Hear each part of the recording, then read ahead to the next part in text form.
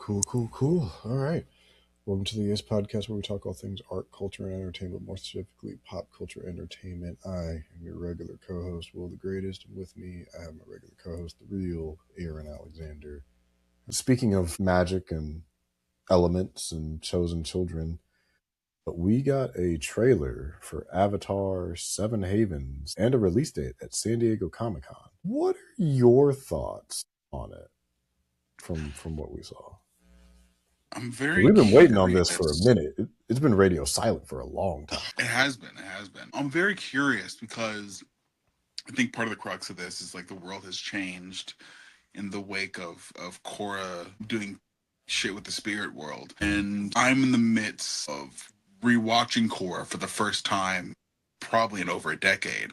So I vaguely remember some stuff, but not too much. Like I remember like certain plot beats, but not exactly how those plot beats happened. So from that POV, I think knowing there's a sense of divisiveness in the Avatar fandom about how people feel about Korra and her being the crux of what set this new world into order, I think is interesting. The animation is different. It feels more, it's more, for lack of a more simplistic or more kiddie in some regards. But some of the visuals do look really cool. Like that modern pseudo anime style that you see in like a Vox Machina and some of the, or even like an Invincible a little bit, where it's like, it's like we're based off of anime, but we're not Japanese. Like you can tell that it's Western made, but it also kind of loses a little bit of that character design consistency from the other two shows. To your point, but I agree with you. So sorry about that. So yeah, go ahead. No, you're good. I'm about to rewatch it in front of me right now, so I can kind of see remind me of what happened in the trailer. Because I really loved Avatar. Just rewatched, Last Airbender right before I saw the new movie. Then I saw this trailer, so I'm like, okay, I'm very curious to see how things have evolved. Obviously, it's a new era of Avatar.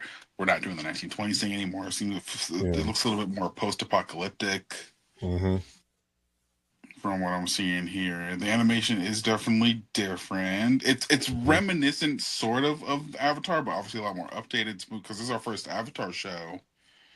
This is our first Avatar series since 2014. Years. Yeah.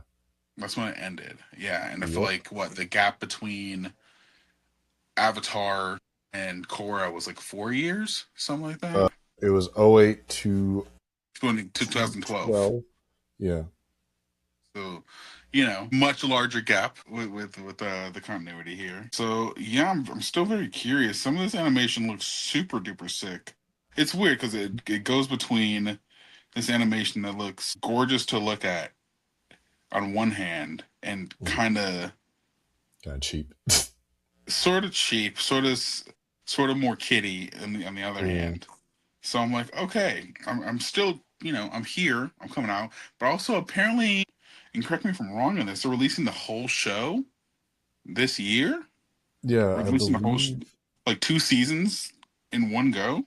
I believe so. It is. We're getting I believe a full drop. On October 9th. Of both seasons, which is crazy to me. And we also might be seeing the return of the evil kite, which is a choice. It's like I do not remember that. I'm rewatching Korra, so I'm like, I don't know what the fuck the evil kite is. You'll know when you get to season 2, right? 2, yeah. The evil kite. And it's so funny because we watched Avatar Aang, and then I'm sure we'll get into that, but it's like a nice like middle in between between the OG Avatar show and Korra. And my girlfriend was having a hard time getting to Korra because of all the modernizations and the fact how is there jazz if there's no black people? And I was like, let her cook. I can't even you can't even argue that. That's a great point. I can't even say nothing. Like they're certainly putting more brown people in it, which is great. But yeah, ain't no black people in Avatar. I mean, there's no white people either, which True. Yeah, this shit is Asian as fuck. Right, Doesn't mean Asian that and there are brown. different colors, but that is so fucking funny. But yeah, I Yeah, so mean, it's just like, why are there radios? Why are there jazz music? There's cars. And I think she's just like the more escapism of that original Avatar. So maybe, you know, I'm probably, she was having a hard time getting into it. So I think I'm probably going to continue on and just do my own okay. rewatch because it'll prime me for this new show. But it doesn't seem like, it seems like with it being post apocalyptic, they've definitely leaned away from the technological advancements that Korra had established. Hmm. Which, maybe I feel like Avatar fans may appreciate, or some of the fans that weren't too keen on a show like Korra. But we will see. How did you feel Which about the sounds. trailer? I mean, I felt I'm excited because it's like finally, some new fucking food. Because if it's one thing that Paramount knows how to do, it's mismanage a property. And Avatar is like a gold mine that they don't know how to handle. But this is honestly a better year for it because like the game is being received very, very well. We got the Aang movie, which I'd say overall, and we'll talk more about it in depth in a minute. But it's like I think that reception is overall going well. Seven Havens looks solid. It's hard out here being like a core fan. Like I'm not gonna say I'm like a hardcore belligerent defender, but I do like her as a character, and I like the arc, that she goes through. I like how she's characterized because I think it's rare for a woman to exhibit like unlikable traits and it still be Yeah, interesting and compelling to. Now, don't get me wrong, there are still writing issues that DiMartino and Konetsko have, particular in terms of like writing relationships and writing women. And I hope that in this past 10 years they have been able to grow with that, or also just have more women writers, Asian women writers on their team to contribute to these stories that they want to tell, because like they can be creators, but it's like in terms of crafting the narrative, like I'm the thing that was kind of tough, where it's like, oh, this horrible cataclysm took place and everybody blames the Avatar. Which, to be fair, most avatars have a history of fucking up, except for like, who's my girl? Not Roku, because Roku fucked up colossally. Kiyoshi's pretty much like the one of the few, if not the only ones who hasn't fucked up. But it's tough because I'm just like, well, we're just doubling down on, it's like, yeah. And so some shit happened with Cora, and we have a reason to blame her, and that's going to be part of the mystery. And that's what makes me curious. Is it going to be a case of like there's a misunderstanding about like the truth of what this cataclysm is? Or is it a case of like the cataclysm is like the lesser of two evils, and she was kind of hoping on the next one? What is it? So I'm interested in the mystery. I'm interested where it's going. We have a pair of twins. One of them is disabled. We have a very strong cast, it seems like, in terms of voice talent. A lot of they've been doing better, I think, in the casting department, especially with Aang, especially with this one. But um, I'm interested. I'm definitely going to check it out when it drops. I yes. want I want more Avatar stuff. Hopefully, it's more of a staggered release for these seasons instead of just booting them all out on one day. Because one, that's 26 episodes, and motherfuckers have jobs, like guys. Instead of just, okay, here's your series. Damn, watch your Yeah, show. they just dogging the shit out of Avatar Studios because I'm like, why would you release two books, two seasons, all in the same day? And then for your Avatar movie, say you're gonna release it in theaters, which would have made money, Mhm. and then say, actually, we're gonna put it on streaming. And then it got leaked. And like, actually, fine, we'll put it in theaters, but only two in the country and only for a week. Like, what are y'all doing, bro? I D- hope it like, made money. I really I, do. I hope so too, because like when I saw there was going to theaters, even though limited, I'm like, oh, but it's only in California. I'm like, suck my dick. Like, like it's a gold mine of a brand, and it's just Bandai Namco. It's like just marketing it and using it like total dog shit. Like Bandai Namco will at least put something out. They're just bad at marketing it. But it's like between the second season of the Netflix show, which I haven't seen yet, apparently being very, very bad. I still need to finish the first season. I saw the first season. I'm like, oh, okay, I can tolerate this. It's not great, but if I wanted greatness, I'd watch the original. I'm just curious to see how you would do a live action. But season two is apparently not good. They already canceled the game, or allegedly canceled the game. I hope that's not the case. I hope they What? revive it. Avatar Legends? Is that what it's called?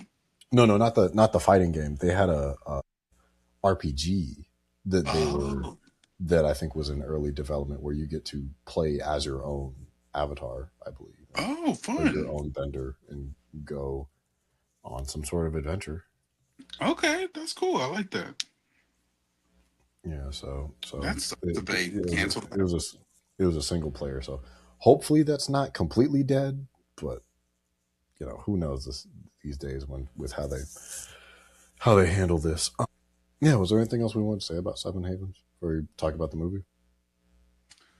No, I look forward to watching it when it comes out after I finish Korra, and hopefully it all makes sense as one universe. Yeah, And we'll see. I'm excited to each show is different, so different from the last. Avatar was something after what the world had become after without the Avatar being present for 100 years. hmm Korra has a different thing, and then obviously that changed the course of the Avatar, both from its lineage and from a spiritual perspective. And then this seems like the consequences of what happened in Korra. So I'm very fascinated with how that's going to transpire. yeah, yeah. But cool. Um, let's talk about Avatar Aang, the movie with three different titles, The Last Airbender. So I think we watched this at different periods. I watched this right after the breach because someone put in our group chat the whole movie on Twitter, and I'm like, yoink, and I downloaded it and watched it with my fiance, and we had a very good time with it. I liked it. I thought it was very, very like overall strong. Are there elements that might have been a tad bit predictable based off of like character designs and dialogue choices? Sure. Stuff like that doesn't really bother me. That's more of a testament of just like how I've you know engaged with and am aware of art, and also me knowing Yeah. what the demographic of this movie is it's going to be like you know medium families, same demographic as those that like watch the original. It's just kind of like a return to form. It worked for me. The animation was beautiful. The new cast that they have as the older version of the gang, I think, is very, very strong. Although it is a little, I'll say, puzzling, maybe having Stephen Yun as Zuko when I think he could have stayed the same as Dante Bosco. One because Dante's already like an actor who's like, I mean, his I think he's Filipino, so it's like his cultural heritage. I think is already I'd say a little closer to his casting. Not everybody's perfect, and not everybody's the same, because there's a lot of recast. Well, they're all recast pretty much in this, except for Yeah. D. Bradley Baker. But I think because Stephen Yun is also already Avatar Wan, so I'm like it feels kind of like you're double dipping a little bit, Oh, is especially he? when I did not remember that. Oh wow. Stephen Yun is Wan, and so but also Zuko didn't have that many lines. I'm like, you could have got Dante back for that, but all right, I guess. But Yeah. So what'd you think of it? I loved it. I've had the chance to see it twice now. The first time was in theaters, and the second time was off the weed at home. And I feel like, was it obvious that Taga was the villain? Sure. Sure, Yeah, but that didn't take me out of didn't the bother movie. me. It No, didn't bother me in the slightest. No, I think the only two criticisms I had of the movie was Zuko didn't really have shit to do. He's probably the one they're like, well, his arc was in the show, so we didn't really need to have him have anything going on narratively. Because at least Toph had like the thing with the crush on Taga and her being the best Earthbender in the world, and it's like her shtick and her moves and whatnot. yeah, the goat. So, like yeah, they would go naturally. Sokka had the Sokka cycle, and he was like obviously the comedic relief for the show, and Katara, as always, was the emotional anchor of the whole movie, with Guitar. Sorry, go ahead. Let me let you her finish. being like Aang's emotional support, looking out for Aang, being the one that's nurturing, literally healed everybody, brought everybody back from the brink of death. I really enjoyed how Aang, though he was older and obviously it's a different voice actor, still felt like the same character. Everybody still Mhm. felt to me like the same characters. Even Zuko, the Stephen Young's casting didn't bother me. He was clearly doing a different voice than he Mhm. does for Mark. It was just a lower register It was. kind of a thing. And I'm like, okay, even though this isn't Dante, it still spiritually feels similar to Zuko. So it didn't take me out of it as I was watching it. So yeah, Zuko not getting enough to do, and then certain action scenes just being way too quick and way too close to be able to really fully process what's happening. Like Okay. when everybody, and spoilers, I guess, for the movie. Oh yeah, yeah. Spoilers for the movie. I'll make a note of that. But yeah, go ahead. So there's a scene where where Togga turns bad and Team Avatar is fighting him. They're all going after him like one by one. He's like doing his different things, and you can tell what's happening. It's just all super quick and super close up. And I wish we spent more time to elaborate on the visual palette of that action scene and allow things to actually move in a way where you could really have these beats and have these moments of everybody having their time to shine against this new villain that we're going against. I thought Dave Bautista did a fantastic job as that villain. His He was character, very, very good. He was he very was very, compelling very with his good. voice work. Yeah. Also, he might be the new Kratos after the guy who got injured was taken out, Yeah. Yeah. which is Ryan its Hurst. own. Which okay. Yeah, Sure. which I'm like, isn't he like trying to not be muscly anymore? And he's like, Yeah, didn't I he don't know. drop a lot of weight?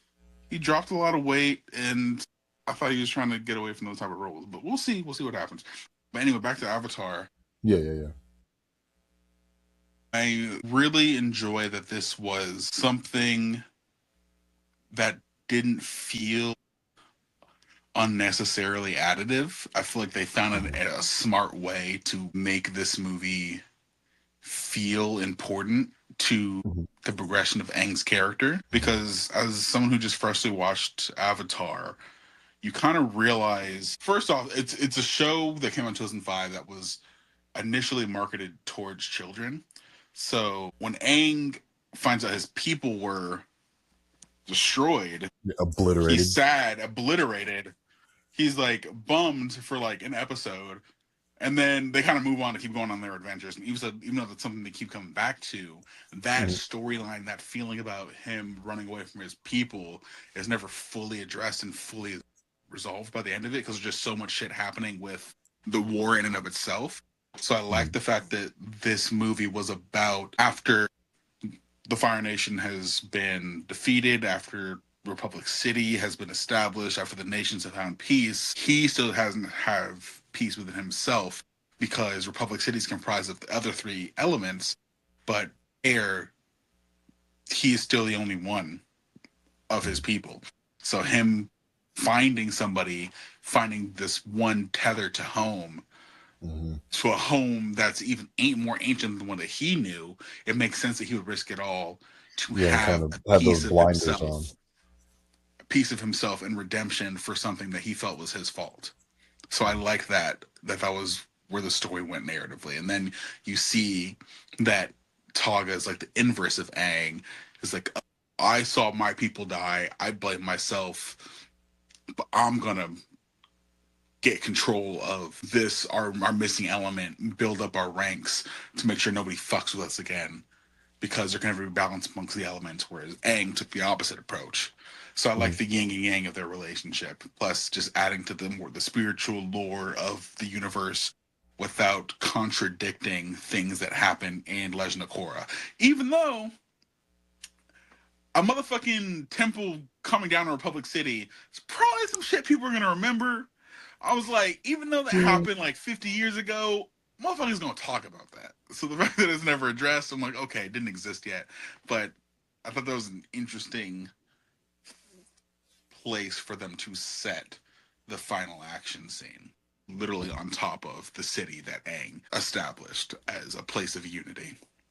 Another thing is, and probably another one of my favorite aspects of the movie is that I like that this was our first actual time of seeing the entirety of Team Avatar work together like a team. Yeah. Like them like, oh, okay, these niggas are like the Avengers of this universe. Okay. Mhm. Whereas in the show, by the time Zuko joined, we've had so much time of him having individual adventures with the Mhm. different characters. We never had the time to see them all as a team working together. Because in the finale, they were all split up doing their own different tasks. Mhm. So I like that we got to see them like work getting the ship in order to get it through the storm. I like that they're all fighting Taga together. Like all that shit Mhm. was great for me. And their character designs and their voices all still felt true to the people they were in that original series, while allowing them to grow into adulthood. Yeah. You know, and I'd say I agree on all fronts. You know, it's like the animation worked for me, the narrative worked for me. I have seen some people take minor umbrage with there not being a lot of arcs for the other characters, and I hate to say it this way, but the movie is called Avatar Aang. Literally, it's his fucking movie. Like shit. I get it if it's like, you know, the Last Airbender continues, or the Legend of the Avatar continues, or something like that. His name is in the title. The plot is centered around him and his people as airbenders. While I would have loved more opportunity for characterization, especially, you know, something I've learned a lot from being in a relationship with a very big Avatar fan. You know, Qatar is not given, I think, a lot of agency or respect. Like, she doesn't have a statue in Republic City, but the rest of the gang does. Like the cabbage nigga has a statue, but Katara doesn't, which is Oh, very really? crazy. I Huh. We were talking about it today. I'm like, are you shitting me? And they're like, no, Katara doesn't have a statue. It's like, so Katara being, you know, that I think is the only Wait, critique do I can Zuko and take. Sokka have statues? I don't remember seeing those. Apparently, I need to go allegedly, back and watch that because I do not yeah. remember that I need shit. to, you know, I know Toph has one because she like yeah. is a pivotal part in She's yeah. forming society with the invention of metal bending. So that The, one makes the it. Also starting the police academy. That shit makes sense to me. Well, Toph making a police academy still seems very out of character for her. But you know, people change. People change, people People grow. pe- people change. People grow. So Wait, it's her just, her rebel ass yeah. being the Like, enforcer of order. yeah, suddenly being the ops is very bizarre. But regardless of that, I'm like, it's about Aang. Stories about Aang. I like the introduction of the new avatar that we got, the fine ass Indian woman voiced by Oh Jovi yeah, Viswanathan. The concept of that staff was really cool.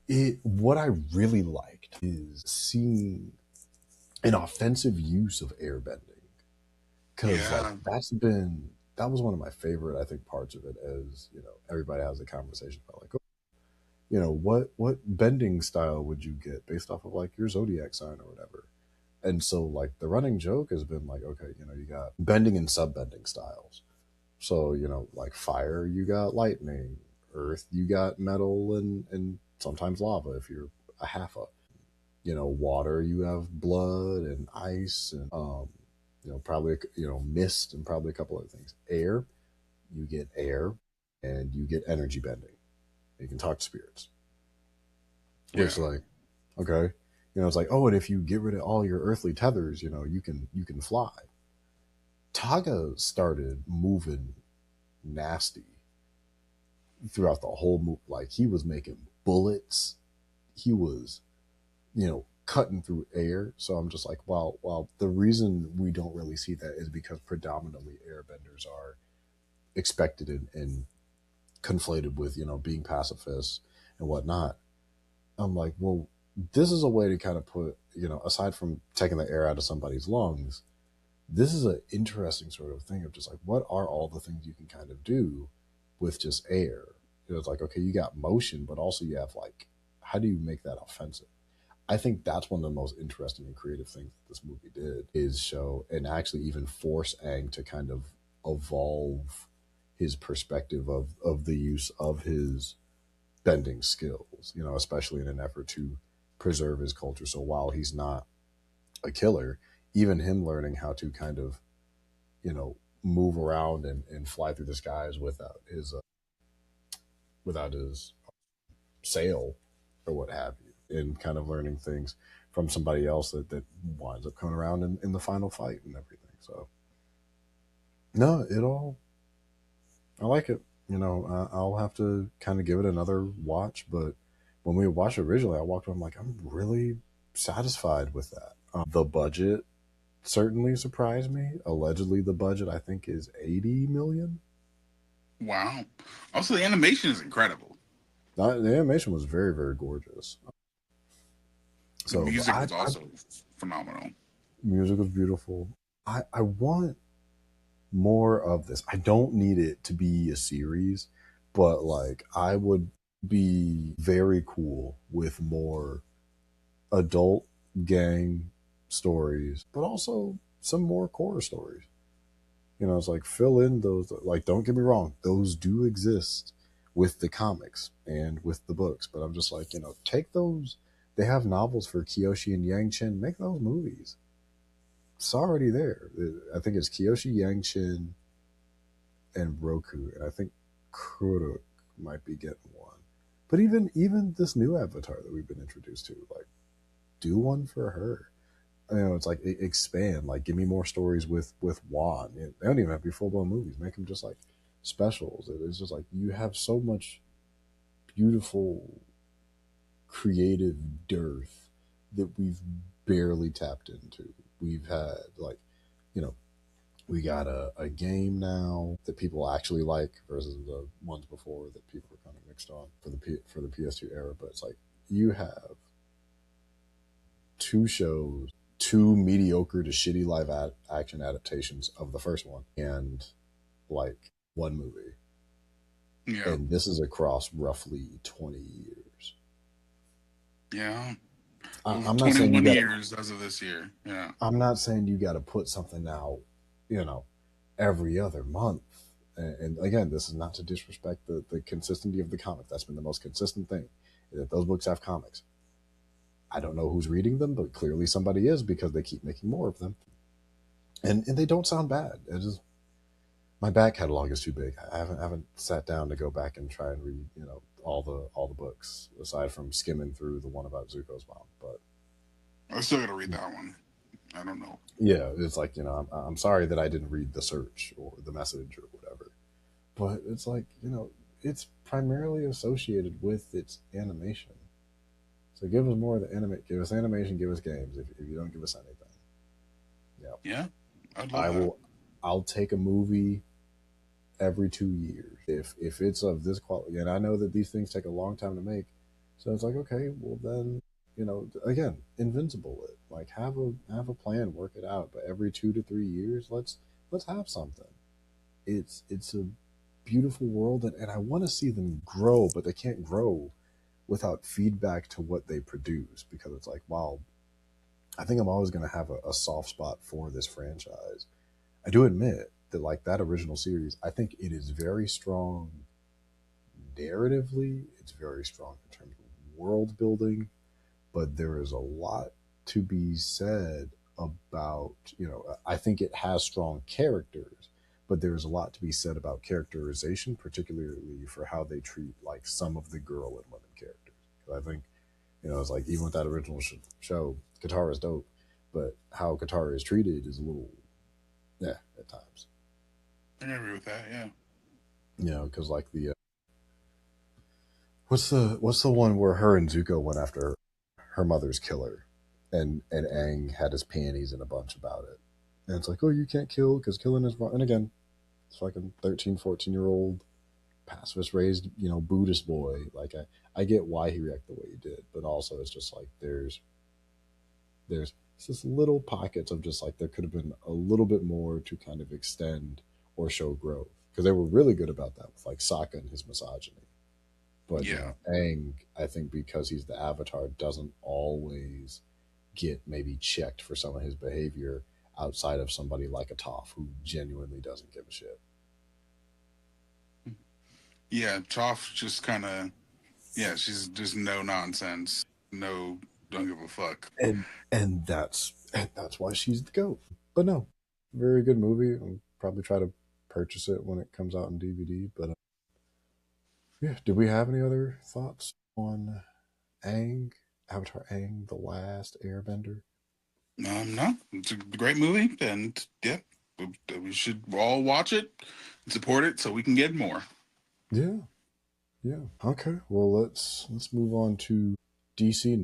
I'll start with the shortest one first, and then we'll go a little bit from there. We have, after, if anyone was following the DC Blackout, we do officially have 3 upcoming ongoing Black-led solo series. We will be getting, let's see, I know the titles. I'm trying to get the artist names behind it, because these were all announced at San Diego Comic-Con. No, not Black Label.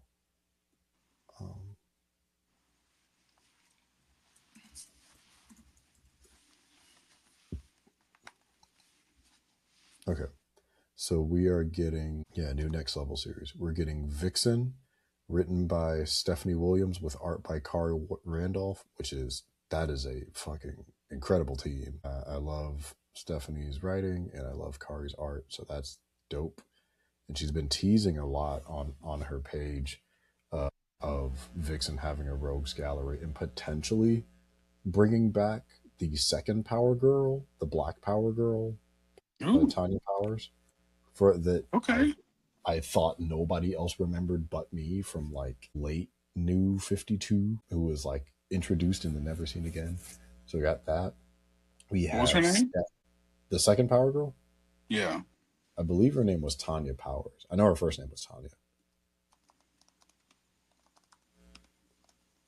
But we will be getting a static book officially after that's been teased, following not Shadows of Dakota, excuse me, the Dakota incident from DC's history. That book I think sold out, and the team will be Cody Ziegler, fresh off of his recent incredible run with Miles Morales' book, and then artist Diego Olortegui, who I am unfamiliar with, but I'm sure he's probably doing a good job.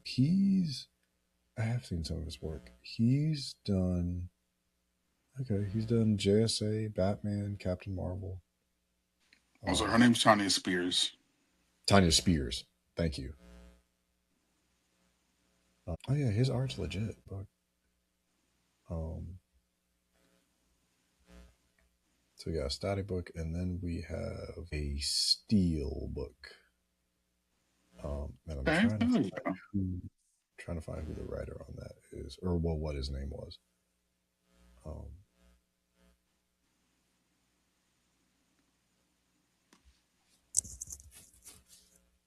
let's see.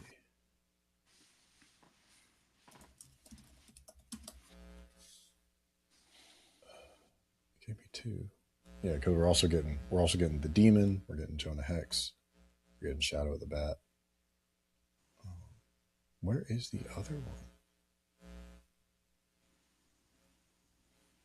I guess fine then. Keep your secrets. But we are also getting that, although it's not. I guess it's not on the Next Level list. Apparently, weird. Yeah. Okay. Yeah, I don't. I haven't picked up a DC book in some time. I don't have as much to add on this, but I'm happy that we are getting more Black representation, new Yeah. Black representation coming out of DC. I feel like that's important, and I feel like, yeah, it's about damn time. 3 years is too long. Yeah. It's been roughly 3.5 years since they've had their last Black solo ongoing, and they picked some fucking rock star teams. I've followed Stephanie since her runs on Nubia as a Wonder Woman spinoff, and she even ran, I think, an event. So, I've met her a couple times at convention. She's very smart, very talented writer. Check out her. She has some very good solo books. There's one called Temporal, which has to do with a black family and time travel, in Heist. And then there's also Roots of Madness, which is a sci-fi horror set, I think, in like 1930s Louisiana. I Ooh, want to say. okay, fun. I started following that one. In my personal opinion, I think the story itself is very interesting. I'm a little on the art. That's my personal opinion. Not Okay. everybody's gonna. agree with that, and that's okay. You should still check out the book regardless. She also writes for Street Sharks, I believe. She's working on a lot of different stuff, but she's really, if you ever get the chance to meet her, very cool, down to earth person, but incredibly talented writer. So I'm very happy for her, because a lot of people were pitching this for a long time. We're like, we need a Vixen book, and you know what? You should put Stephanie Williams on it. I guess enough people made a stink that DC's like, maybe we should do that. So and just as a by the by, before we move on to other actual proper DC stuff or DCU stuff, if you want to support a book, and I've had to learn this, and I don't think this is common knowledge, you have to pre-order it. You have to have an ongoing pull list. You can't walk in and buy it. That'll support. If you go in and walk in and just buy it, that does support your LCS, your local comic book store. But one of the things I learned through the blackout and everything is, you have to pre-order the book, and that's where the sales are counted. They're not counted after they're sold. The books that they have there are based off of what those pre-orders are. I see. Okay. Good to know. Yep. I'm like, very useful information to know. Wish I had known that before, but now I do. So, okay. Yeah, so I'm excited for that. Can't wait to add those and actually have a pull list. But yeah, pre-order books, and that is how you properly show your support, and that's how you keep stuff ongoing. Which reminds me that I need to pre-order Miles Morales' new book, and if they break him up with Tiana, I'm going to burn Marvel to the ground. That's his main girl, Tiana. Yeah, Tiana Toombs. Vulture's granddaughter? Mm-hmm. They've been together, I think, since Saladin Ahmed's run. They've been together for a while. It's been about, I'd say, a year or two.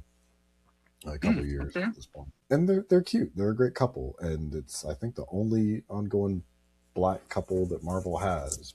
Maybe, I don't even think Blue Marvel and Photon are together. Wait, anymore. Vulture's granddaughter is black?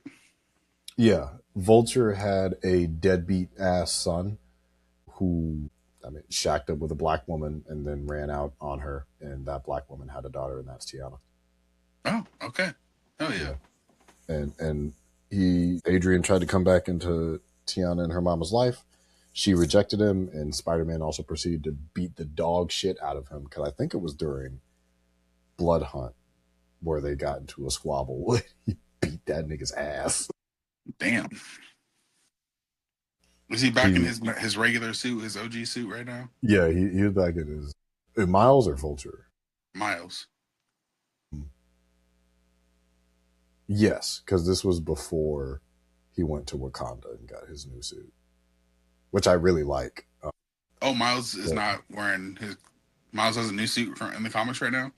Miles got a new... So during the event of Blood Hunt, Miles got turned into a vampire, and he was in his original suit, so he had to go to Wakanda, talk to... Not even Bast. He had to talk through Bast and get... He tagged in with Anansi. So the last couple arcs of his run involve him being a herald of Anansi and also getting into a bit of a god war. Shit. Following his vampirism getting cured. So it's very interesting. Like, he fights Ares, if I recall. His therapist is a Hulk. Her name is Powerlift. She's a Afro-Asian woman. Oh. Did you say his therapist is a Hulk? Yes. She is a gamma irradiated woman named Powerlift. I think her name is like Kimmy Kwan or something like that. Something Kwan, Dr. Kwan. Rabble comes back. It's Cody Ziegler's run on Miles Morales is my favorite run on Miles Morales, because it turns Miles' book into a shonen book, down to having a metric shit ton of anime references, but the art is really dynamic, and it is also like the blackest I think Miles has been written. Awesome. And it's just a nice, good 42 issues, and because it feels like this is the most in touch I think Miles has felt culturally, because he has a black writer writing him.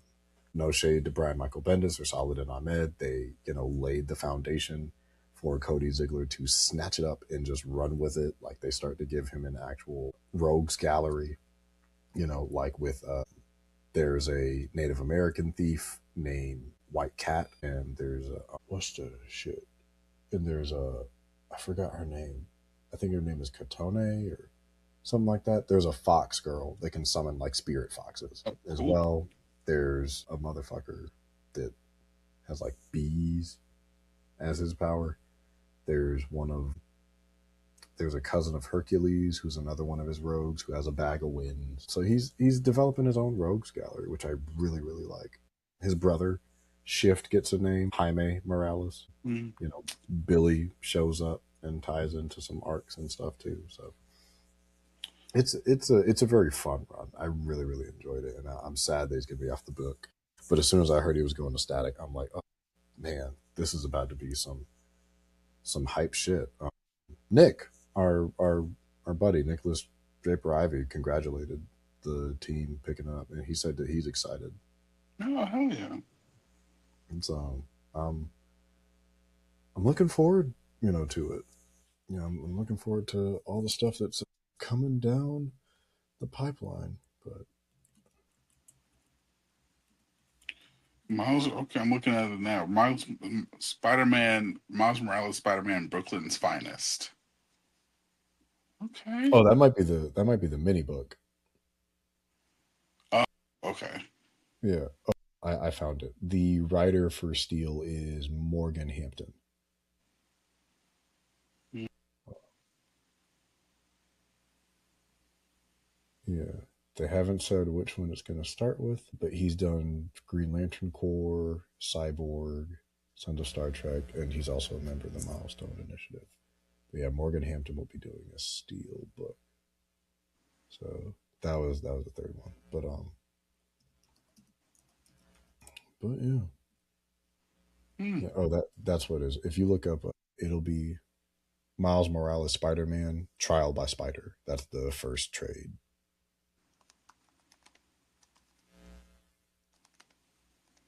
Spider-Man Trial by Spider. Mm-hmm. What the Trial by hell? Spider Omnibus. What the hell is Okay. this? Wait, sorry. Before we go on with the other DC stuff, we're getting a Marvel manga verse starring Riri Williams Oh, interesting.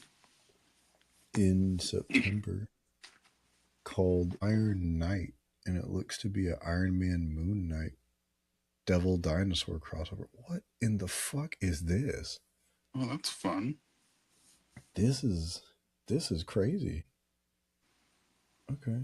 Yeah, Brooklyn's Finest is the Marvel Unlimited one. So that's like the online series. But he did the main run as well. So I think it's 2023, but yeah. That's fucking weird. But yeah. Yeah, it's like I highly recommend this run on Miles. It is, in my opinion, Miles' best run because he actually has a lot of development and has to also work on managing his mental health as well as his responsibilities as Spider-Man. So big Okay. themes. But All right. yeah. Do we want to talk about Lanterns? Yeah, I'm with it. Okay, we got a new trailer for Lanterns, and yeah, it looks good. It does look good. And, we heard for a long time this is going to be a terrestrial-based mystery. And I was like, interesting. Okay, like, what does that mean exactly? And this news trailer revealed that it has to do with the Manhunters, which I thought was really fucking cool because the Manhunters, shapeshifters, our boy, the Martian Manhunter, it's his people. So I'm like, I think Manhunters are different, aren't they? Not are they? Martians? Yeah, Manhunters are a whole different species. They do shapeshift, but they're different from like the Martians. That Okay. it's just I believe it's coincidental. Because I saw in the trailer one of them had the cross, like the X, like John Jones, Mhm. John Jones. I don't remember. That's what it was. Yeah, the Manhunters were the first attempt by the Guardians of the Universe to make an interstellar police force. So they're like the proto Lanterns. Shit. Okay. That's what they were. Thank you, Wikipedia, for correcting me on this. But yeah, the reason John Jones is the Martian Manhunter is he is a Martian who is hunting people. So it's more of one of those funny coincidences. But yeah, Oh, so they're not connected. Okay. no, they're not Interesting, connected. because in the trailer it had like the guy had a cross on his chest. So I was like, I thought it was connected somehow. But No, I anyway, could be the wrong. fact that we have a John might still up. shape-shifting villain is cool. Huh? Mm-hmm. I was gonna It's say no, I it's think like. it's cool. What? Sorry, go ahead. No, go ahead. I thought it was cool because I just watched this other show that's based on Stephen King called The Outsider, and that one has to do with a shape-shifting small town kind of crime, whodunit sort of thing. You think it's going to be more conventional, like, okay, these people in this town know each other, who did what, you know, but then you come to find out, oh no, it's like a shape-shifting situation. So the fact that Lanterns is pulling seems like part from Stephen King, part from the comics, and part from True Detective. Right. I'm like, okay, I'm on board with this. I'm excited to see what this show ends up becoming. Did you have any feelings or thoughts on the trailer, or what were you gonna say? Oh yeah, no. No. Oh, I see what you mean about the X. That is that is interesting because it's like the colors match, but the symbol is different. Um, yeah, I mean, I'm. It's made me more interested now that we get to see like more execution of the powers, and especially with the sort of point of contention between Hal and John Stewart being about like him being replaced. Like we see Sinestro in the trailer. That was like a really cool surprise that I wasn't expecting with how lived I guess this DC universe is, testing his limits, not only seeing if he's prepared but also trying to figure out if he's willing to give it up.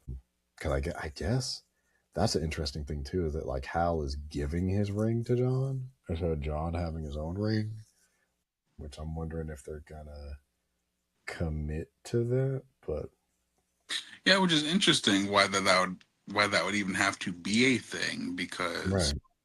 I believe we see in the trailer that Guy Gardner is also a lantern. Mm-hmm. So this would imply that only two lanterns can be around at the same time that are humans. Yeah. Right. That Which I is guess that'd be per sector or something like that.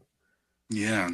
Another thing or two other details that I noticed in the trailer. One was it's following the True Detective model, and I saw like in the interview that the story is going to take place in two different time periods. Once the first one's in 2016, and the second one's in modern day, Oh, okay. 2026. And we see one shot that I believe is probably the modern day older version of them, and it's Aaron Pierre with a goatee. Mm-hmm. And we know that he's filming Man of Tomorrow right now, and he still has that same goatee, which is not something that I typically associate with his version with Jon Stewart. I think, with the exception of, doesn't he have a Yeah. goatee in the When he was second bald. season when Yeah. he's bald? Yeah. Yeah. So they're kind of Kind of fusing meet them in the there. middle. Yeah. Yeah, I'm like, all right, fuck it. I think that's Aaron Pierre's preferred style, anyway, of just having the goatee. That's what I see him having in most things that I happen to encounter him in. Also, Sinestro's in the trailer. Yeah. Yeah. So it's like that was a pleasant surprise. We because I have the trailer pulled up in front of me. I was just skimming through it. Like we see Hal in the practical suit, and it seems like it's a lot more green. So it's like I'm of two minds. Where it's like I'm glad that this DC universe is given practical suits. Practical is always going to be the way to go. But thinking about what we've gotten from so far. Shit, there's another one we have to talk about too after this. Clayface. Their designs are butt fucking ugly. Or the lanterns. not just the lanterns. Like now that I think about it, it's like pretty much all. The only one I think I've liked of this current DCU is Mister Terrific, which is hard to fuck up, and Blue Beetle.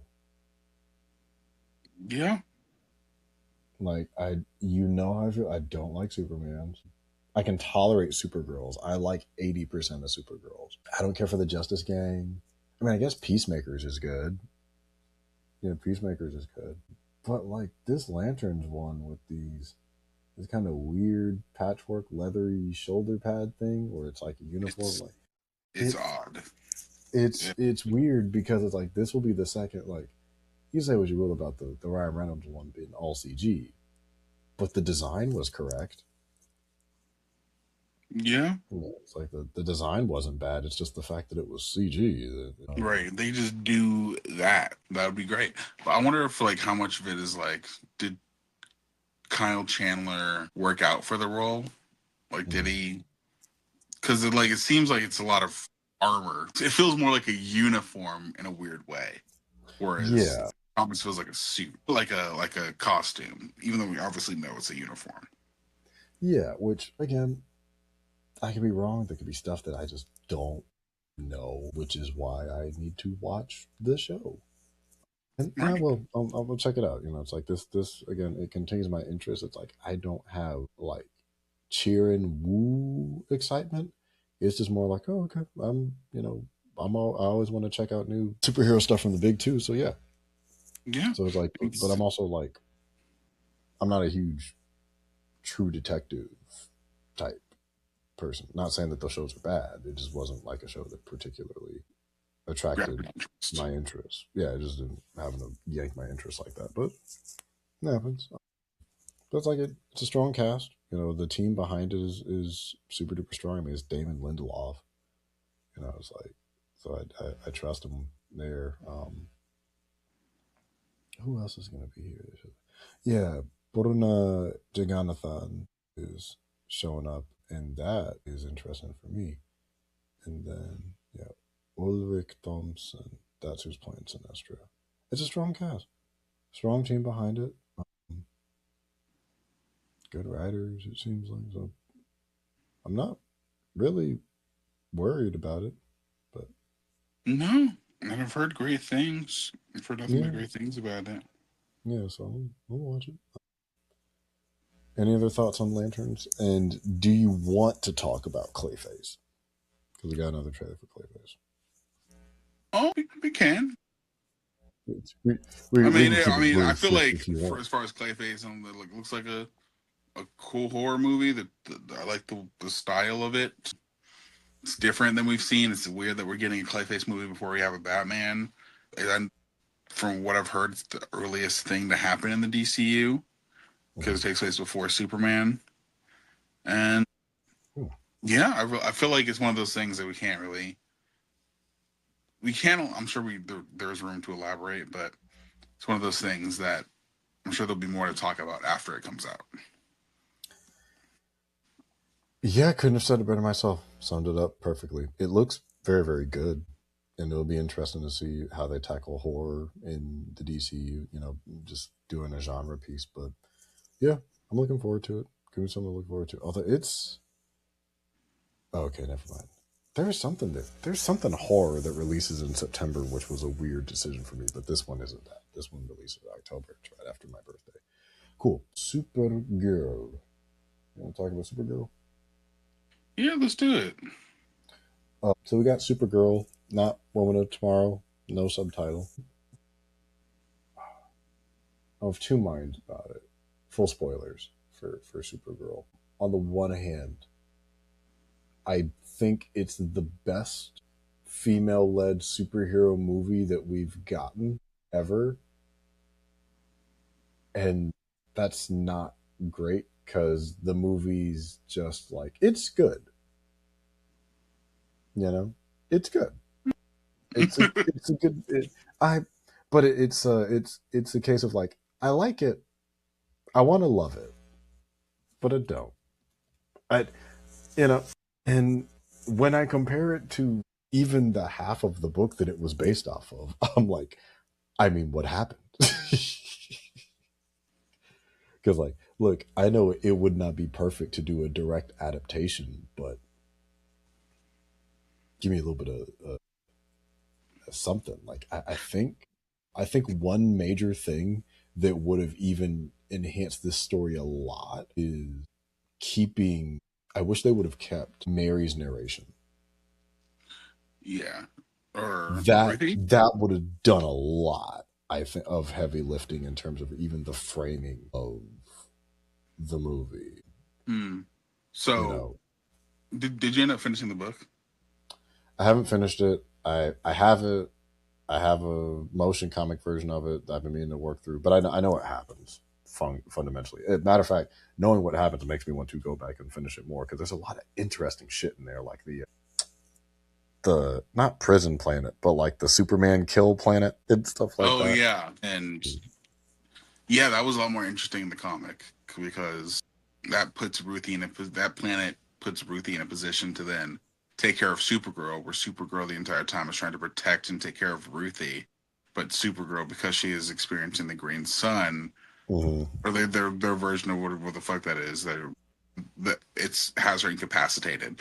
And Yeah. in the comic, they established that Superman also was there, but he's only there for 45 minutes because he got saved by the Justice League. But she had to wait until the sun went down, which she'd be there for 12 hours. Right. So, which is all that stuff is significantly truncated in the movie. Yeah, I had a lot of feelings and thoughts about this movie. Okay. Um, Where do you want to start? So it was an interesting thing because someone I work with let me borrow the comic to go into the movie because I was familiar that it was based on a comic, and then obviously James Mm-hmm. Gunn, being the guy who's like pro comic and wanting to lean into the comics, was very excited about the idea of bringing this story to the big screen and to main audiences, and Yeah. this take on a Supergirl for people. But the thing about this, it's interesting because I feel like for some people, Superman has a similar problem to this Mm-hmm. movie, which is we're kind of meeting them in the middle of what's going on with them rather than the Sure. beginning of their story. That part doesn't bother me in Superman. I think Superman is kind of a bloated movie where I don't get to care about as much things as I'd like to. I think the thing is with this, I was excited about the prospect of it being told from Kara's perspective because the comic is told from Ruthie's perspective, where she's telling this story about Supergirl from when she was young. Because the way the story is Mm-hmm. told, she's telling it as an old woman. So you don't really get Supergirl's insights, just this girl's perspective of this hero she had this adventure with. And you find out over the course of the story that there are these different atrocities happening by the same people from planet to planet as they're going on this galaxy expanding quest to try to both find this guy and get a cure for crypto, which you find at the end was never even a factor because Ruthie was brought on this journey by Supergirl to teach her a lesson about revenge. So that part I didn't like in the comic, and I was like, man, that's lame. But No, I'm I like, low key think the low key thing is a little lame too. but I'm like, but I guess it kind of makes sense because if they're gone for fucking months in the comics, Crypto's ass would be dead if this was really that urgent. But So isn't that also like part of the spoilers for what 8, 10-year-old comic? But isn't that part of it where it's like Crypto was fine the whole time? yeah, they found out at the end Crypto was fine the whole time. It was never even like a thing. But the thing that makes the comic interesting though, for me, is Mm-hmm. that it's about this girl's experience of Supergirl as Supergirl's trying to maintain strength Mm-hmm. and values, even though she's rough around the edges, trying to maintain her sense of strength and values while being bombarded by the darkness in which they found themselves in this situation. And you find out in the comic that Supergirl was there when Krypton died. But not only that, but she was in Argo City when her mom died when she Yeah. died of radiation poisoning, and she and a bunch of other people who were on Argo City had to put down these lead sheets, and everybody was getting sick around her. She was one of the last people there putting down these sheets. And then that held for about a year till her dad got sick and was like, finally, like, okay, I need to send you off to Earth. So Mhm. she had to experience it 10 times over, or like at least 3 times over, her people dying, Yeah. which was a lot harsher than what the movie had done. But I think what made it hard for Kara is the fact that she had to experience her people die of genocide where she was helpless to do Mhm. anything about it, while going on this journey in present day where she's experiencing genocide after genocide, not being able to do anything about it. And I feel like those two things come to a head when you finally see at the end of the comic that she's has the opportunity to finally kill Krem, Mhm. and Ruthie is the one that stops her from doing it, and they just send him to the Phantom Zone instead. Yeah. Which I'm like, that's great, but in the movie she just fucking stabs him in the neck, and I was like, The you kind of missed the point. well, But in also, this case, also in the movie, I'm sorry, I spent so much time talking about the comic that I didn't get to talk about the movie itself. So, and then I'll hand it over to you. I'll try to be no, quick. you're good. You're good. So, in the movie, it's not about genocide. It's about them going No. on this quest to try to get the cure, to try to save crypto, and Ruthie's this little girl that tags along with her, and they go to a couple of planets. And it's first off, the movie is kind of ugly to look at. I mean, you beat me to it. Craig It is, Gillespie was trying to make a Guardians movie instead of the Supergirl movie, and and you did, which is a shame because James Gunn made a Superman movie and it's bright as shit. It's very yeah, colorful and dynamic. So but what? What happened? it's crazy because this it's weird because it kind of reminds me of, in a weird way, Suicide Squad, right? Where DC, Mhm. before James Gunn took over, was trying to capture the magic of a ragtag band of misfits, right? And they had David Mhm. Ayer's version, and then a trailer house came in and edited it to shit to try to get that punchy feeling of what Guardians of the Galaxy was for Marvel. Right. And this feels like the the pale in comparison version of what James Gunn was originally doing with Guardians, but trying to Mhm. water it down through a lens of what his Guardians was, or what Craig Gillespie thought his Guardians was. And what made the Mhm. comic so interesting is that it was so vivid and bright and colorful in contrast with its dark subject matter. And I think that's what made it unique. Yeah. And it's weird too. Like, and don't get me wrong, that is actually something I like. Is like the alien designs I think in the movie are generally speaking actually pretty good. Um, Yeah, I can agree with that. but but yeah, definitely just to the point about like color, and people had even mentioned this when the trailers first dropped. Like it's a little gritty and gray, isn't it? And again, it's like, and we'll get to at the end. We'll talk about a movie that is very nice to look at with Spider Mhm. Man, another red and blue hero. And it's a shame because it's like I get it if it's like one planet or it's like one situation where it's at night. But just the colors of it all, it's like Kara definitely pops against this, but I think it's like she even in the art that Bilky Evely does for Woman of Tomorrow, from what I saw, it's like Kara still stands out because this is a human in an alien, well, not a human, somebody that looks human in a vastly alien and alien like world. So it's like you can make, I think, your world look lived in and have it be colorful, like in a little bit more saturated. Because I think that might be part of the issue with the sort of set design is that it's the association that the world is lived in. So it's like gritty and gray and dirty everywhere. It's like, no, it's like you can still have colors in, metropolitan areas, highly condensed areas. You can still have colors in space or for creatures or for objects. So it's like, while there's, I think, interesting creature designs, it's just like the colors that they decide to go to with for a lot of the stuff, even for the brief kind of couple plants they went through, just kind of don't leave much of an impression between dirty ship, dirty city. Dirty ship I can excuse because they're horrible people. They're pirates. Worse than that, actually. In the movie, they're traffickers, which is like that's what I was going to get to about the how it ends and everything. But yeah, I mean, it's just like it didn't bother me in so much as like a slight against, but in retrospect, from what I've seen of the book, I'm like, it feels like a missed opportunity. And it's a Yeah. missed opportunity that's already been talked about for not just superhero movies, but movies in general, just looking so washed out and devoid of color. And this movie isn't entirely devoid of color, but especially for adapting something, but colorists and artists don't get enough credit for the work that they do for comic books, particularly Yeah. for superheroes. And so Mhm. while Bilky Evely's art, will touch and go with, it is very unique.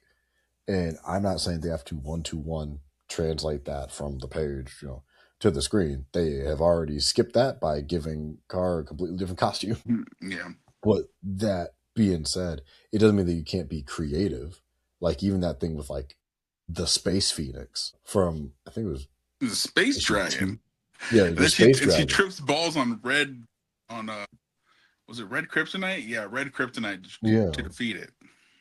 Yeah. And I'm like, and I'm over here reading through it. I'm like, hey man, where the fuck was this?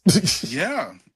This was cool instead of just like she goes by the sun and wakes up. I'm like, yeah, I had the moment of like, oh, you guys are screwed. But it's like, that would have been cool to incorporate or find a way to incorporate instead of she goes into a spacesuit and then they punch her out of it and blah, blah, blah. About the killing that happened at the end. So I think the issue that I sort of run into when I was learning about like how the book ends don't get me wrong, Krem is a horrible piece of shit in both adaptations, especially like he's a genocidal pirate, evil son of a bitch. And if it's like, okay, we're not going to kill him, we're going to throw him in the Phantom Zone, so that you don't kill him. The change that they made from him being shitty murderous pirate to trafficker, I think is so significant. You can't let that guy just walk away. Oh no. Like it has now become too personal because like we literally meet the family of a young lady who's kidnapped and see him kill all of them. And he's like, and they're fully preparing and planning to like sell Ruthie and whatnot. And we see that they have kidnapped, like, obviously, obviously and unfortunately, like women, children. I'm like,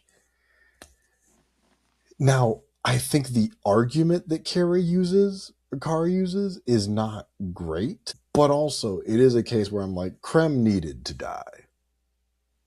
Hate to say. I know the execution could have maybe used a little bit of work because it's like, oh, you're going to live with this, with this murder for the rest of your life. It's like, yeah, but don't kill him because you want revenge. My argument was like, don't kill him for the revenge. Kill him because you're judging him based off of his actions. Like, you've seen him take people and take their lives and sell them to others, like sold them into slavery. Yeah, a human and sex trafficker can die. I feel like that's an okay message. I feel fuck. I don't know. Maybe that's a controversial thing to say, but No, I'm not as the controversial. the rapist can die. Like I again, the genocidal pirate can also die. He doesn't deserve grace either. But it's sort of like how that message gets executed. It's like I wasn't huge on that where it's like, Carr, please don't let him. And then she kills him. I'm like, I kind of would have wanted Ruthie to, but to reframe, like, yeah, it's not great to have a child kill a man. However, one, it's fiction. Two, it's context.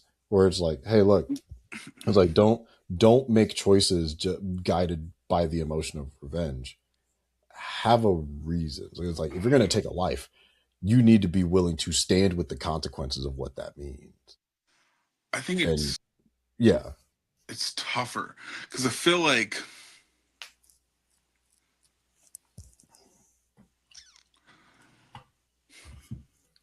Like I think that It's funny. the changes that they made to Krem made him arguably, I don't want to say more, but a more particular type of despicable that is like everyone can agree that this person can die and we won't be like, oh well, maybe there's a chance for redemption. Like, Well, no, I think that what it was is that so Krem in the comic, he was first off, he didn't start off with the Brigands. He was the king's yeah, agent. He worked for the yeah, king he of the was. planet, and then his fucking bitch ass ran onto Car's ship as it was Mhm. already had its trajectory sent, and then he ended up in jail, and then the Brigands picked him up, and then they were continued on with what they were doing. Yeah, because it Whereas was the him blue already purple being people, in the wasn't it, thing changes that the brought him onto the context brigands? of it. What are you saying? It was the blue and purple situation that got him brought into the brigands, wasn't it? If I'm remembering correctly. It was, yeah. Yeah, So yeah, yeah. it But changes yeah, the context of what he was there for. Whereas in this, it was funny because when me and my girlfriend watched it, they played a commercial for Supergirl that was like a makeup commercial, and like her like doing her makeup on the ship, and she felt like that in of itself. Understand why they do it, but felt kind of inauthentic, and I felt like with the sex trafficking story that we switched to for mm, Krem, I felt like it was. It's interesting because I felt like in the comic, it was a story about humans. A story not mm, necessarily about specifically humans, but it was a very human story going through emotional yeah, triumph. mm, Whereas this one, they kind of made it a story at the end about like a woman standing up for the other wrongs of women who've been wronged, and which is great. Was obviously a great message, but I felt like the way that it felt like by making him a sex trafficker, it made it an easier thing to digest because they were trying to go for a story that was more like obviously it's easy to hate a sex trafficker, so yeah, we have to right. kill him. But I don't know, it felt I feel pandering feels like the wrong word here, but it felt like lip service. Like they were just like, oh yeah, Mm. he's a pirate who stole shit. Oh, and he's also a sex trafficker as well. So it's like Well, it because didn't. I don't know. I'm just like, yeah, well, okay, well, because yeah, Krem's obviously has to kill presence, him, huh? because Krem Just is a because Krem is a villain in this, doesn't have a well, lot I think of the thing character is, to him because his character is just, I'm evil and I do the evil shit. yeah. So they just gave him the most evil thing possible. Where the story in and of Yeah. itself in the comic is not isn't about Krem the guy. It's about the emotional journey they go on in search of Krem. So by Yes. giving him this ultimate evil thing to do in space and as like a Hail Mary, like we have to take this guy down, I feel like it waters down the message of the movie Mm. about what they go through rather than it being about it makes it about we have to take this guy down rather than the lessons they learn along the way. And Mm. I feel like this story would have been a better HBO series than a movie. I I'd be inclined to agree because, like, I think honestly the best part of the movie, this is why I think it's really interesting too, is all of the Krypton stuff is really fucking good.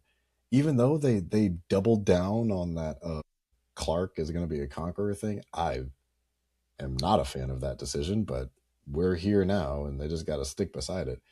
The rest of the Krypton stuff I thought was great. Um, I all her liked it. scenes, all her stuff with Superman, I think was very, very good. I thought Millie Alcock she's good in the role. It's like they picked a very talented actress.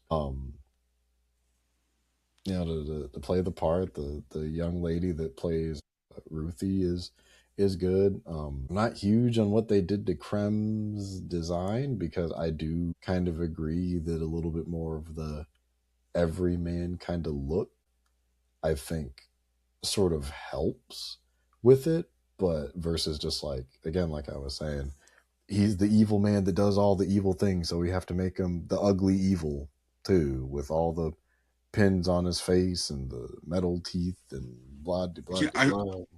It's just that's what it was. I feel like they wanted to make him digestibly evil rather than like the. looking like Louis C.K. in his prime. Like he's Yeah, because I wanted to say I redheaded saw this thing guy. that they made him look like a romance novel, like someone on the lead of a romance novel.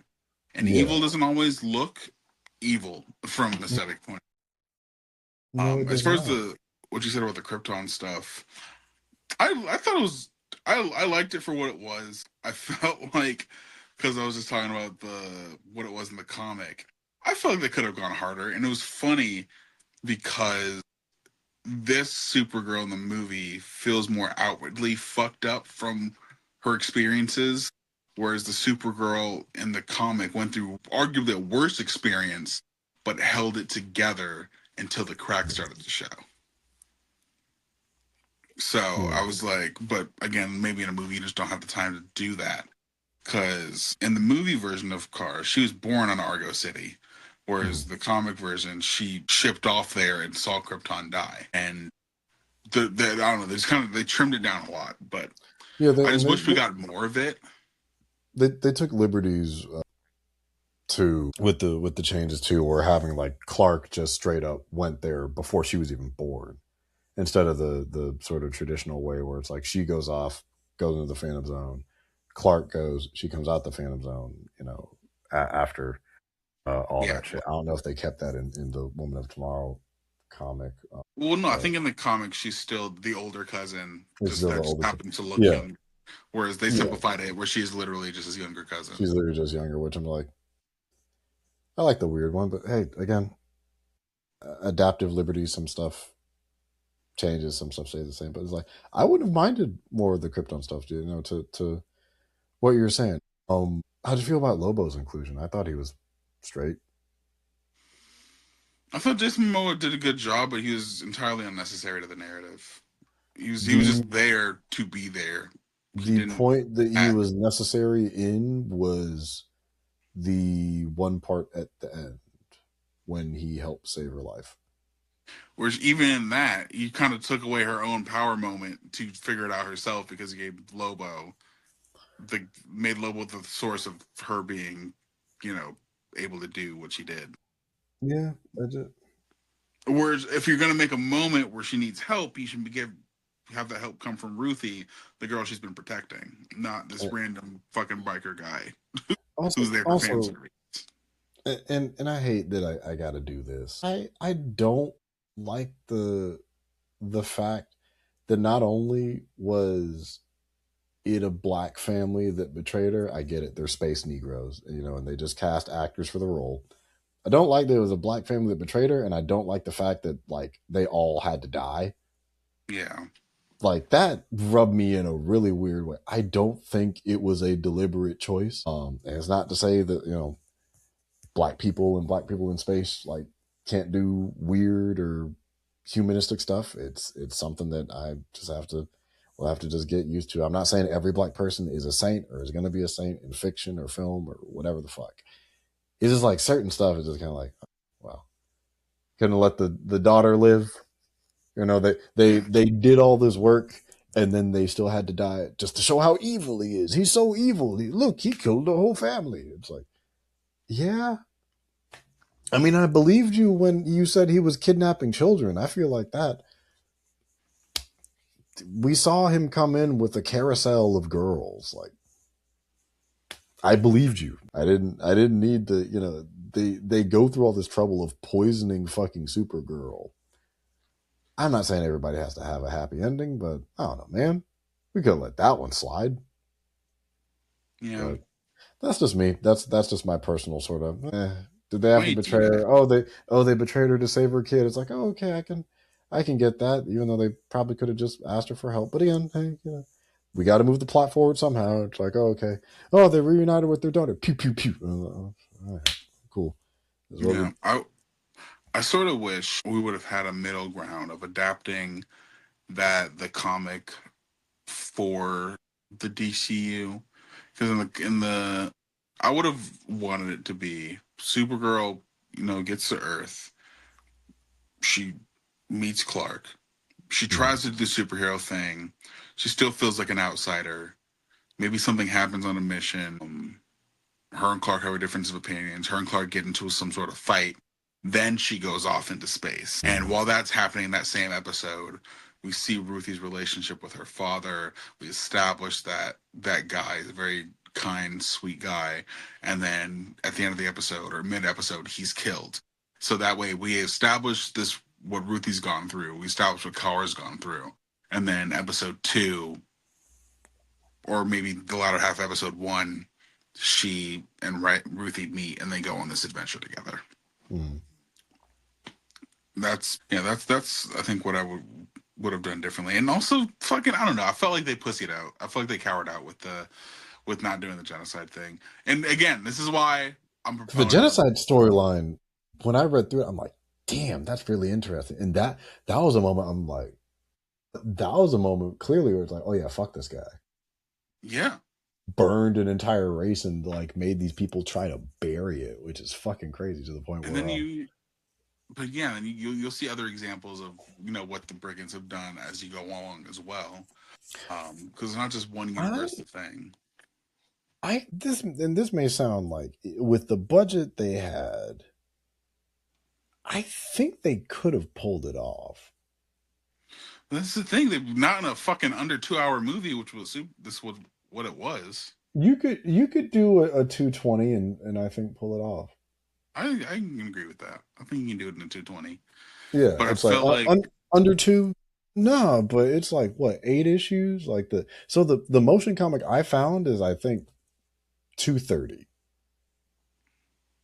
So it's like, if you make just like a straight up adaptation and live action, not too much, maybe some edits here or there to make it more up with what you want the DCU to be, I think you could have pulled this off with like a 210, 220. And I get it. You don't want to be in the theater all day.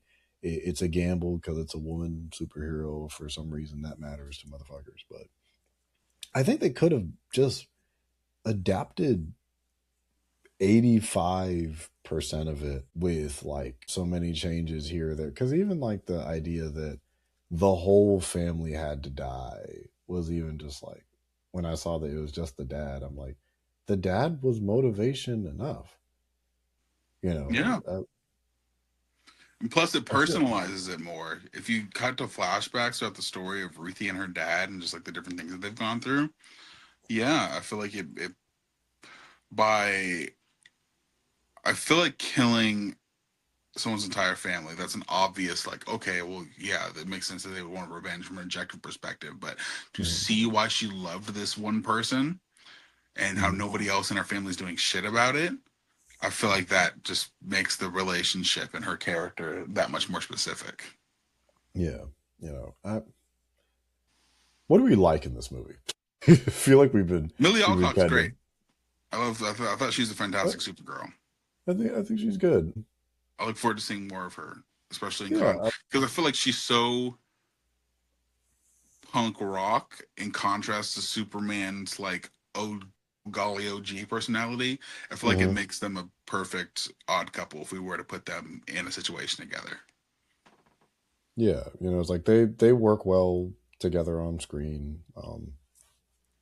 Also, one more thing that's just like a curious little detail. So in this movie, they double down on the fact that Clark is supposed to be a conqueror of Earth, right? But for some reason, the message got fucked up in transit, so we only got the first half of the message, which, coupled with that first half of the message and the Kents, sent him off on a selfless path to be the hero we know as Superman. And Zor-El knew about Jor-El's plan for him to be a conqueror of Earth, yet sends Khary to that same planet and tells her to be a beacon of light and be good. Wouldn't you think and if Jor-El's plan went according to plan, wouldn't you be setting those two to be in conflict with one another? Yeah. Because I'm like, if one's supposed to be this beacon of good and beacon of light and hope, and the other one's supposed to be ruled by any means necessary, You're essentially creating a Kryptonian war between these two last survivors. I guess they're lucky that that it all worked out, huh? Literally, though, I was like, "Yo, you were setting her up for failure, bro." Because Superman has years on this girl. Oh my god. Yeah, you don't want to tell your brother is like, hey man, that seems a little much. Yeah, she. I'm sure when she got to Earth, she's like, "Whoo! Thank God he didn't listen to the fucking." But also, wouldn't she have knowledge of what Jor-El said? I don't know. We're not. We're She past the said. complaining part, huh? Sorry, because now you're making me rack my brain. It's like he could have just asked her to translate it. Yeah. Or no, because he didn't It- know there's a second part. That's the thing.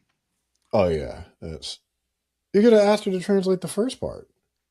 I think he He already taught knew. her English. I think he knew what the first part said. That's Oh, okay, what founded his ideology because he thought it okay, was a complete okay, message. okay. No, he knew it was damage. He just didn't know. He just assumed the rest. Yeah. Yeah. But, But do you have any other thoughts or any positives before we go on to the next thing? I mean, I like the cast for the most part. I mean, David Cornsweet's always, you know, a delight to see, and Yeah. This he's still great. reaffirmed my love for him as Superman. Yeah, he's great. I like again, like I said, I like Millie. I like 90% of her costume. Still don't like that shield, but I like how they designed, everything about her costume and everything. Awesome. I like the fight outside the bar where she's introduced and everything. That was very fun. Um, Music was okay. Just one last gripe, and this is something that Nando pointed out. I'm not gonna stop harping on it. As far as music, stop giving these young heroes this old ass music taste. Like it always exposes what age the writer is from. Like, Good point. like it's not fully in this case because I did look at the playlist on Spotify, but it's like, what was the song that they used in the marketing that showed up at the end, but it was a cover? Yeah, it's either like 80s rock or it's like as far as they'll go, it's like early 2000s, like so just It was the nobody middle, listen. right? Or like Yeah, it was a cover it'll of the take middle. some time to get Yeah, over. it was a cover of the middle, and I'm like, I'm not saying that kids today don't listen to the middle, but the only people I've heard that listen to the middle and were rocking out to it are people that are my age, 30. Yeah. She's 23. You know, where's the fucking who do the kids listen to today besides Meg the Stallion and shit? The Olivia Rodrigo, the Billie Eilish, the fucking Sabrina Carpenter.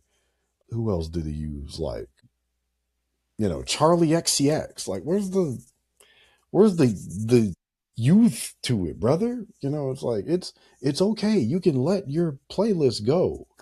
It's like I came back from road trip the other day. It's like, who was I listening to? Oh yeah, old people, but also like Tia Corinne, Bossman D-Lo, maybe Lotto, depending on what my mood is. Fucking new people. Get new music. Let your actor fucking make the playlist. Now if the actor has an old ass taste, okay, fair enough. But I don't know. Ever since Nando pointed that out, that like all these playlists for these mainstream heroes are always like some bullshit from um well, not bullshit. Like it's good music, but it's music from like the 80s and when the screenwriter grew up. Like update that fucking playlist. Like Yeah. I'll give some credit to, and we're gonna get to the Marvel section a bit, but the Spider-Man, okay, motherfuckers listen to Tame Impala and they put in like Bad Bunny, like in the new movie. It's like yeah, bro, young people music, music from the Yeah. last decade. Shit, But in Steve Lacy. yeah, Steve Lacy, but otherwise it's like again, I think Supergirl is like I said, it's good. I want it to be great. I am fascinated with what script Anna Nogueira must have put in for Teen Titans and Wonder Woman. I am heavily curious Yes, I am. because I don't know. I want us to have like a great female-led superhero movie, and it seems like we just can't break past like a 7. I mean, Wonder Woman was pretty good. And still can't break past like a 7. I feel like the Wonder Woman solo movie was better than Supergirl. I think Supergirl was better because it has a better lead actress. That's okay. Or I can't argue with you. I can't argue You with know, you. better lead actress. Debatably, like, yeah, Wonder Woman is more memorable, sure. I'll give you that. But I mean, Marvel's has better fight scenes than both of these movies. Agreed. You know, because Nia DaCosta is a very good director who uses color. It's just that movie script was. if we just study all the best parts of all, you know, like Black Widow, good cast, you know, good, very very talented actors. It's just like Just that. dog water story. Yeah, it's just like it was just kind of mid. An interesting story, but its execution's all right. And Yeah. that's It's one of the we just need MCU's to most forgettable. Best thing he did was establish a better Black Widow. It's okay, Black Widow. You're still in my heart. You're still special to me. Yeah, You're but above Ant-Man and the Wasp. You're above all the Ant-Mans, I think.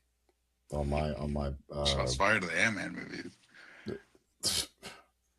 we could talk. We could be here all day and talk about fucking Kang and all that shit. Cool. All right. Where can the people find you at, my friend? You can find me at the Instagram at the real Aaron Alexander, and then TikTok at the real Aaron Alexander with our EEL, and you can find me on Real Rejects. Cool. And if you're looking for me, you can find me on Threads and Instagram, both at Will the Greatest, or on YouTube at Will the Greatest. And yeah, don't forget to leave comments with the hashtag AskAce, and we will try and answer them on the show. Next time we're here, maybe we'll talk about some stuff that we missed, but who knows? Anyways, it's been good. Be great and kind to one another. Let us know your thoughts down in the comments below. We will see y'all in the next one.